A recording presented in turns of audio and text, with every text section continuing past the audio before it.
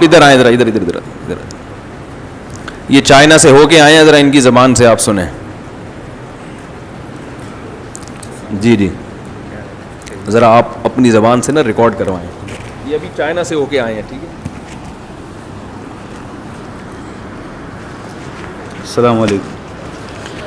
China کا شینجان کا صوبہ ہے. ہم جاتے ہیں یو میں تو راستے میں ایک دن کا قیام کرتے ہیں. تو اس سے تقریباً شینجان میں 2 گنا بڑی مسجد ہے.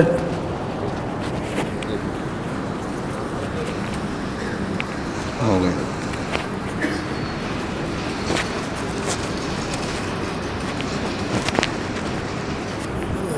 ہو گیا. ٹھیک ہے. اس سے تقریباً 2 گنا بڑی مسجد ہے چائنا میں. تو ہم مغرب کی نماز پڑھ رہے تھے تو جب گئے تو مسجد کو بڑا تالا لگا ہوا تھا. وہاں کے مقامی سے پوچھا تو کہا اس پر پابندی ہے. پہلے اذان ہوتا تھا پوری شینجان کے صوبے کو یہ آواز سنائی دیتی تھی. تو پھر ہم ٹیکسی میں بیٹھ گئے. میں سورہ یاسین کی تلاوت کر رہا تھا تو ٹیکسی والا مجھے کہہ رہا ہے کہ چپ ہو جاؤ، آپ تلاوت نہ کرو. میں نے کہا کیوں؟ وہ بھی مسلمان تھا. کہا یہاں پابندی ہے. تو جب میں نے پوچھا تو انہوں نے کہا کہ اگر ہمارے گھر میں جانماز ہے تو اس پہ بھی قید.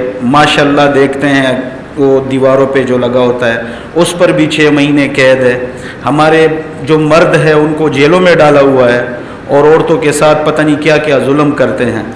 تو بہت مسلمانوں پہ شینجان بالخصوص شینجان صوبے میں انہوں نے شینجان کا صوبہ چھوڑا ہوا ہے. وہ مسلم نام ہی نہیں بتاتے. ہم ان سے وی چیٹ لے لیتے تو کہتے کہ آپ نے ہمیں سلام نہیں کرنا، کیونکہ اگر آپ نے سلام کیے تو وہ ریکارڈ ہوتا ہے، پھر ہمیں اٹھاتے ہیں ہمارے ساتھ ظلم کرتے ہیں. تو بہت برا حال ہے اور بہت زیادہ مسلمان وہاں پہ نمازیں نہیں پڑھتے. پھر ہمارا ایک پٹھان تھا، ہم اس کے ہاں چلے گئے، ہوٹل میں اوپر نماز پڑھی. جانماز ہم اس دکان میں بچھا رہے تھے تو انہوں نے کہا کہ یہاں سے اٹھاؤ. میں مسلمان نہیں ہوں.